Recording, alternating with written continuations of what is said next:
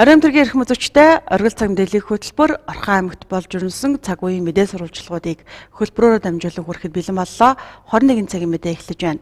Оргил цаг мэдээллийн хөтөлбөр Орхон аймагт өрнөсөн үйл явдлын онцгой мэдээллүүдийг орон даяар хүргэх, шуурхай мэдээллийг хүргэх үүднээс Монголын үндэсний олон нийтийн телевиз Эми Магандлаг Eagle News мэдээллийн хөтөлбөр түнчлэн TV5 телевизийн цаг мэдээллийн хөтөлбөртэй хамтран ажиллаж орон нутгийн мэдээ сурвалжлагуудыг тогтмол хүргэн ажиллаж байна.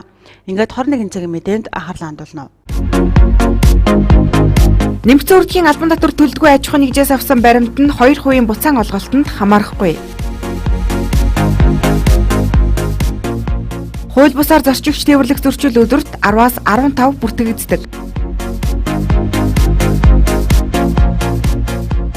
Галлахаагаа нэмэх нь галт төмөр гарах эрсдлийг бий болгож байна.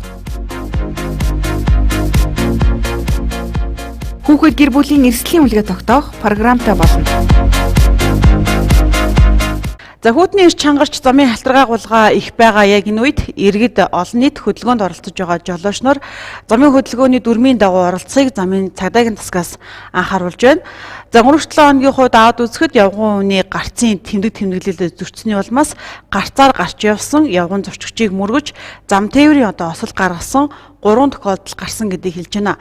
За түүнчлэн 2016 оны 1-р сарын 1-ний өдрөөс эхлэн мөрдөгдөж байгаа жолоочийн хариуцлагын онооны асуудал ч гэсэн манай аймагт хэрэгжиж эхэлсэн байгаа гэдгийг замын цагдаагийн засгаас анхаарууллаа.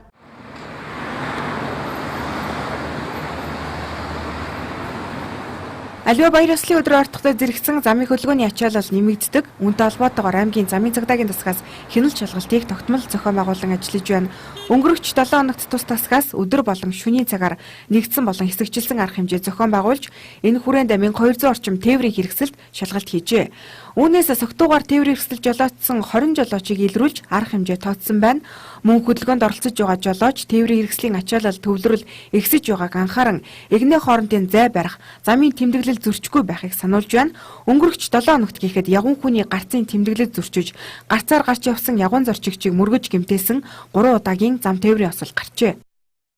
Шинэ баян цагаан багийн нутг манай цагдаагийн газрын уртын явган гарцсан дээр явган зорчиг автобус мөргөж хүнд болон зам дээр бас гаргасан, ноцтоос гаргасан. Үүнийг цагдаагийн байгууллага шалгаж байна. Дээр нь сурал гондооны зүйл хэрэгсүүдэд тээврээс болоод зам хөдөлгөөнд оролцсон. Гарч байгаа ослын өнгөрсөн 7 хоногт бол 5 удаа юм ус таарлаа. Ялангуяа жолооч нар хөдөлгөөний нэгтгэд их байх төвд бол эгнээ хоорондын зай байргаас хөдөлгөөнд оролцсноос хоорондын зай байргаас хоорондоо мөргөлдөг шөргөлж эхэлвэ. Зам дээр ослууд гарч байна. Энэ тал дээр бол манай жолооч нар анхаарах хэрэгтэй. Дээр нь зам хөдлөн гарч байгаа явган зорчигч нар замын тэмдэглэлтэй бай, замын гэрэл дохойтой хэсгээ зам хөдлөн гарах. Зөвшөөрсөн гэрэл дохой мөн тэмдэглэлтэй зам хөдлөн гарах. Дээр нэгэнд зам хөдлөн гарч байгаа, тийм замын гарцтай хэсгээ зам хөдлөн гарч байгаа явган зорчигч тээврийн жолооч зам дэж үүрэгтэй. Энэ жолооч нар бол үүргээ биелүүлэх анхааруулж. Зөвшөөрөгдсөн тэмдэглэгээ гарцтай хэсгээр зорчиж байгаа явган зорчигчид жолоочтой зам тавьж өгөх үүрэгтэй. За энэ хуулийг биелүүлээгүй улмаас бусдын аймнаас эрүүл мэндийг хохирох явдал манай аймгийн хэмжээнд гарч байна. Иймээс жолоочтой замын хөдөлгөөнд оролцож байгаа бол замын хөдөлгөөний дүрмээ биелүүлж замын тэмдэглэгийг зөрчихгүй байхыг замын цагдаагийн засгаас анхааруулж байна. Иймээс иргэд олон нийт хөдөлгөөний ачаалал нэмэгдсэн энэ үеүүдэд замын нөхцөл байдалд хурдаа тохируулж арх согтууруулахундаа хэрэгэлсэн бол жолоо барихгүй байхыг замын цагдаагийн засгаас анхаарууллаа. Мэдээ үргэлжилж байна. Нэмэгцэн уртгийн албан татврын тухай хууль хэрэгжиж эхлээд багагүй хугацааг үдлээ. 2016 оны 1-р сарын 1-ний өдрөөс эхлэн мөрдөгдсөн энэ хууль хөрсөн дээрээ буусноос хойш 20 хоногийг ардаа үдээд байна. Тэгвэл уг хуулийн дагуу иргэд нэмэгцэн уртгийн албан татврыг буцаан олголт болон сулаанд оролцох боломжтой болж байгаа. За гэхдээ суудхан төлөгч биш аж ахуйн нэгж байгууллагаас бараа ажил үйлчилгээ худалдаа авсан тохиолдолд буцаан олголт авахгүй гэдгийг анхааруулж байна. За өнөөдрийн байдлаар манай аймагт 4160 гаруй аж ахуйн нэгж байгууллага үйл ажиллагаа явуулж байна. За эдгээр 1200 нэмэгцэн уртгийн албан татвар төлөгч юм. Нэмэгцэн уртгийн албан татврын урамшууллын системийн дагуу иргэд худалдаа авсан бараа ажил үйлчилгээнийхээ баримтаар суглаанд оролцсон. За мөн нийт худалдаа авалтын үнийн дүнгийнхээ 2%-ийг жилд нэг удаа буцаа авах боломжтой. Суглаанд бүх аж ахуйн нэгжээс худалдаа авсан бараа ажил үйлчилгээний баримтаар оролцох боломжтой. За харин 2% буцаан олголтыг зөвхөн нэмэгдсэн өртгийн албан татвар төлөгч буюу суутхан төлөгч аж ахуйн нэгжээс худалдаа авалт хийсэн тохиолдолд авах боломжтой. Өөрөөр хэлбэл нэмэгдсэн өртгийн албан татвар төлдөггүй аж ахуйн нэгжээс худалдаа авалт хийсэн баримтаар 2% буцаан олголтод хамрагдах боломжгүй гэсэн үг юм. За нэмэгдсэн өртгийн албан татварын суутхан төлөгч болон суутхан төлөгч биш аж ахуйн нэгж нь дараах байдлаар ялгагдана. Нөгөө төлөгч компани маань урд нөгөө төлөгч гэж нэрлэгдсэн аж ахуйн нэгж иргэд маань суутхан төлөгч болж хувирсан байгаа. Ингээд суутхан болон суутхан бишийг иргэд маань яаж ялгаж биелээ авах вэ гэсэн асуултыг аягүйх тавьж байгаа л да. Энэ асуултын дагуу ойлгоход суутхан төлөгч ч вэ, суутхан биш төлөгч ч вэ ерөөсөө биелээ стандартын дагуу хэвлэж өгөх ёстой. Эндээс иргэд юуг нь ялгаж харах вэ гэхээр суутхан төлөгч байх юм бол бараа материал худалдаа авч байгаа үнийн дүнд маань нөөтөөс салсан дүнгээр харагдаж байх хэвээр. Нөөтийн дүн салсан дүнгээр бичигдсэн байх хэвээр биелэн дээр. Суутхан төлөгч биш маань бол нийт худалдаа авалтын үнийн дүнгээр л биел маань хэвлэгдэж гарах хэвээр. Суутхан төлөгч ч вэ, суутхан биш төлөгч ч вэ ерөөсөө суглаанд оролцоход хоёулынх нь ихэн үүссэн. Энэ хоёроос альнаас нь худалдаа авалт хийсэн бай суглаанд орох их үүсэж байна гэсэн. Суутхан биш төлөгчөөс авсан бараа материалын үнийн дүн харин урамшууллын хэлбэр буюу буцаалтад хамрагдахгүй байгаа.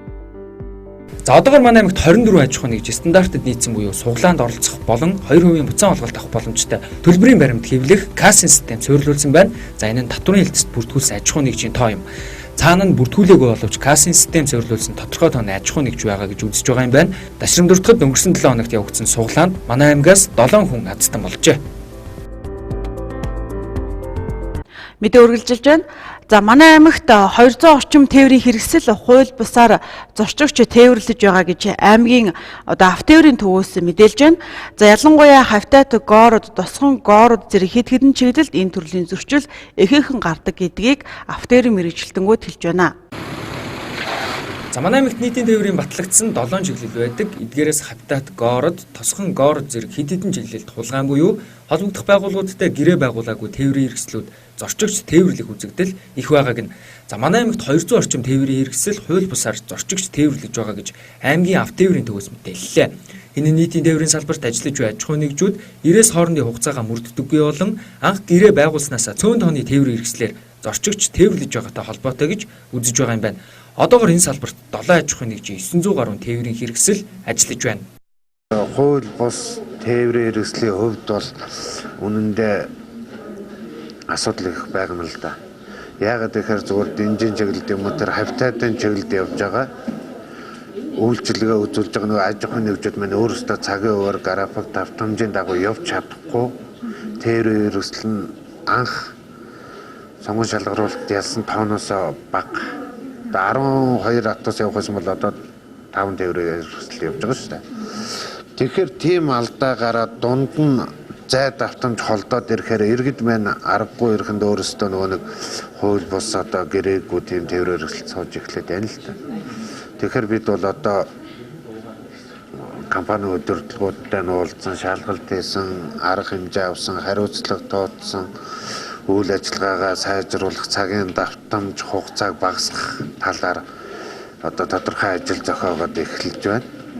Тиймээс нийтийн тээврийн салбарт үйл ажиллагаа болж буй аж ахуйн нэгжүүдэд гэрээний заасан үүргээ биелүүлэх даалгаврыг автоотын төвөөс өгсөн байна. За хууль бусаар зорчигч тээвэрлэх зөрчил өдөрт 10-аас 15 бүртгэгддэг байна. За эдгээр жолооч нар 30-аас 192 мянган төгрөгөөр торгох арга хэмжээ авдаг. За удахгүй замын хөдөлгөөний аюулгүй байдлын тухай хуулийн дагуу зөрчлийн оноо тооцож эхэлбэл дээрх асуудал цэгцэрнэ гэж мэргэжлийн байгууллагууд нь үзэж байгаа юм байна. Онцгой байдлын газраас ирүүлсэн сэрэмжлүүлэг мэдээллийг үргэлжлүүлэн хөтөлбөр хүргэж байна. За иргэд захилгаан хоног төхөөрөмж халаах хэрэгслийн ачааллыг тооцолгүйгээр галгаагаа нэмэгдүүлсний улмаас галт төмөр гарах хэрэгслийг бий болгож байна гэдгийг хэлж байна. За учир нь гэвэл хүйтний эрч чангарч байгаа энэ өдрүүдэд гэр хорооллын иргэд галгаагаа одоо илүү нэмэгдүүлж байгаатай холбогдуулан ийм эрсдэл гарч ийн гэдгийг онцгойлон сэрэмжлүүлээ. За түүнчлэн одоо эдгээр өдрүүдэд гэр хорооллын одоо иргэдийн хувьд бага насны хүүхдүүдийг гэрт нь галгаа одоо хэмжээгээр хийж орохгүй байхыг мөн онцгойлон сэрэмжлүүлж байна. Хаврын хуурай шилтийн үе гэлтгөө хүтний улиралд аймгийн онцгой байдлын газарт ирэх галт төмрийн дуудлага мэдээлэл нэмэгддэг. Ялангуяа ойрын өдрүүдэд ихээхэн хүүтэрч байгаатай холбогдуулан хэд хэдэн чиглэлд сэрэмжлүүлэг мэдээллийг онцгой байдлын газараас өгч байна. Тодорхойлбол гэр хорооллын эргээд хүтний улиралд шөнө оройн цагаар дулаан бах үднээс пишин зуухныхаа ачааллыг тооцоолж хяналтгүй галгалгааг нэмж ачааллыг нэмэгдүүлдэг байна. Үүнээс үүдэн галт төмөр гарах эрсдэл бий болдог гэдгийг санууллаа. Галгалгаа пишин зуухныхаа халаалт цахилгаан тоног төхөөрөмж халаах хэрэгслүүдийн ачааллыг тооцохгүй бол гал төмрийн дуудлага. За гал төмөр гарснаас эд хөрөнгийн одоо хохирол тийм ээ. Орон сууц, орон байрны одоо юм хохирол бол нэлээдгүй гарах юм шинжтэй болчлоо. Тэгэхээр яг юун дээр анхаарах хэрэгтэй вэ? Ерөөсө галгалгаа тэр халаах хэрэгслүүдийн ачаалал. Нөгөө хүүтний ингээд нэмэгдэхдээ зэрэг аль болохоор дулаан байх гал аль болохоор нөгөө нэг шөнө ялангуяа шөнө оройн цагт одоо галгалгаагаа нэмж ингэж унтаж амарж байгаагаас болоод хүний амнаас эрсдэгч одоо ийм хэмжээнд очиж байна. Монгол одоо гэр болов бөөнөр ингэж унтаж амардаг тийм ээ. Тэгээ галгалгаагаа одоо ингэ хяналтгүй 100хан бишнийхээ ачааллыг нэмсдээ сая гал төмөр 100хан бишний одоо цонлтоос болоод гал төмөр гардаг. Түүнчлэн хувийн тээврийн хэрэгслээр хөдөө орнуудыг явж байгаа эргээд аюулгүй байдлаа бүрэн хангаагүй улмаас амнаас эрүүл мэндийн эрсдэлд оруулсан тохиолдол гарсан байна. Ялангуяа одоо хөдөө орнуудын руу явж байгаа жолооч хувийн бэлтгэлээ сайн хангахгүй бол эрсдэлд хөддөж өгөх. За дээр нь одоо амнаас эрүүл мэндийн одоо бас ийм эрсдэлд оруулах асуудал бол бас манай дээр 2-3 удаагийн одоо дуудлагаар ирлээ. Тэгээ яаж ийм нөхдөд зэрэг туулах чадвар багтаа тэгээд одоо техник хэрэгслийн бэлтгэлүүлэн байдлыг муу хангасан. Тэгээд одоо зам даваа цас мөсөнд одоо сууж тэгээ одоо хөлдөх одоо ийм аюул байна. Ийм учраас иргэдүүд энэ тал дээр анхаараач. Үүний зэрэгцээ хүтний улиралд автогаражууд цахилгаан алах хэрэгсэл тэн зэргийг ихээр ашигладаг иймээс галын аюул гарах эрсдлээс урьдчилан сэргийлэх хэрэгтэй гэдгийг хэлж байна. Мөн архи согтууруулахундаа хэтрүүлэн хэрэглэсний улмаас осгож өгөх аюулд учрах явдлууд гарч байгааг аймгийн онцгой байдлын газраас тус анхаарууллаа. Тухайн баг хороонд хүчирхийлэл эрсдэлд өртөж болзошгүй болон өртсөн одоо хүүхдийн судалгаа мэдээллийг цаг алдалгүй авах. За дээр нь хүүхэд гэр бүлийг эрсдлээс хамгаалах эрсдлийн үнэлгээ тогтоох программыг аймгийн хүүхэд гэр бүл хөгжлийн хэлтсээс энэ оноос эхлэн үйл ажиллагаанд нэвтрүүлэхээр болсон байна.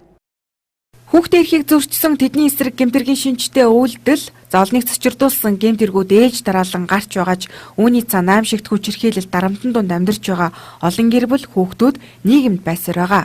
Аймгийн хүүхэд гэр бүлийн хөгжлийн хэлтсээс 2016 онд үйл ажиллагаанд хүүхэд гэр бүлийг эрсдлээс хамгаалах эрсдлийн үнэлгээ тогтоох программыг нэвтрүүлэхээр ажиллаж байна. Энэхүү программыг нэвтрүүлснээр тухайн баг хороонд эрсдэлд өртөж болзошгүй өртсөн хүүхдүүдийн судалгаа мэдээллийг цаг хугацаа алдалгүй түргэн шуурхай авч тусламж үйлчлэгээ үзүүлэх боломж нэгдэхээрээ чухал ач холбогдолтой гэдгийг мэдээлж байна.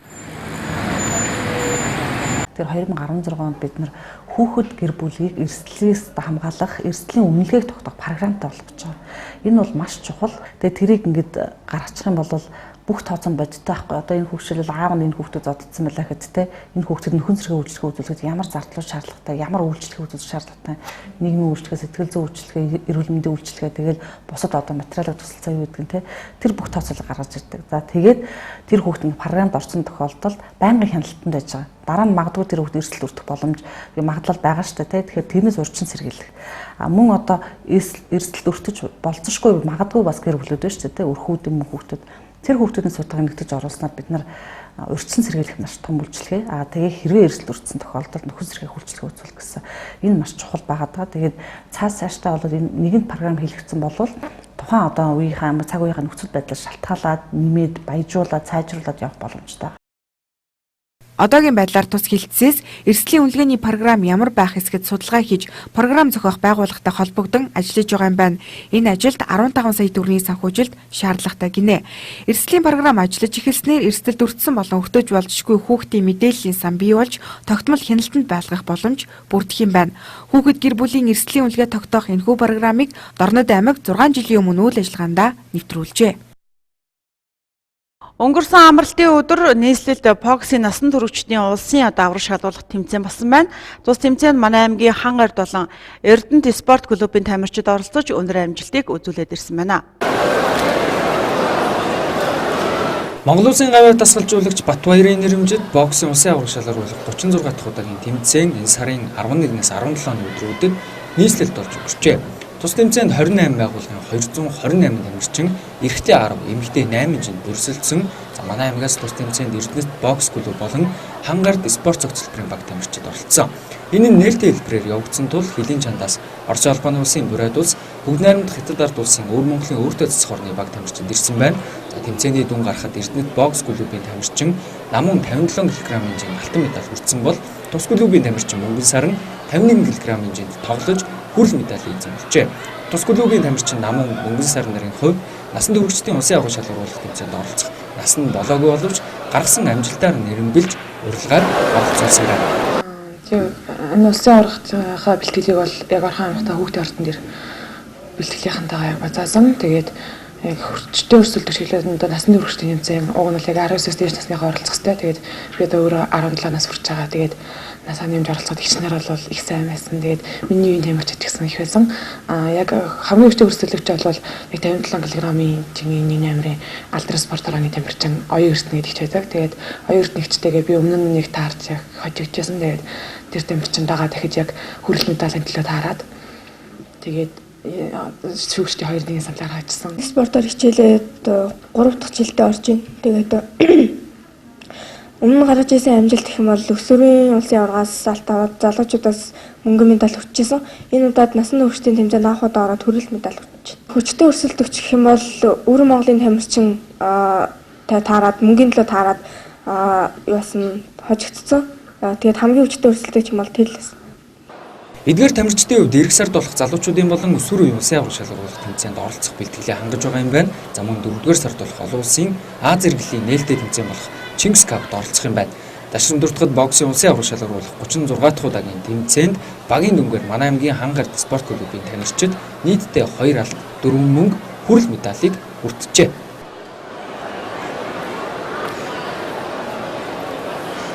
Харилцагч байгууллагуудын мэдээллийг танд сонирдууллаа. Хөтөлбөрийн төгсгөлд ойр өдрүүдийн цагаараа мэдээллийг хүлээн авч үзнэ үү? Өнөөдрийн 20 цагаас маргаашийн 20 цаг хүртэлх хоногийн цагаараа мэдээлэл ямар байгааг хөтөлбөрийн үргэлжлүүлэн та бүхэнд хүргэх болно.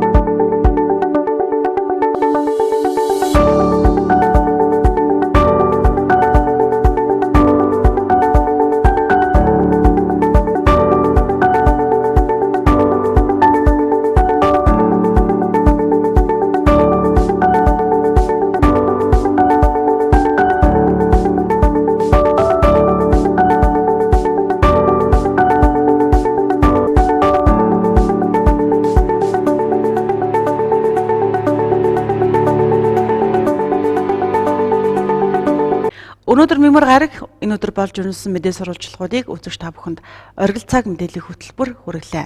Лав гарагийн мэдээллийн хөтөлбөрөөр иргэн уулзъя. Баяртай.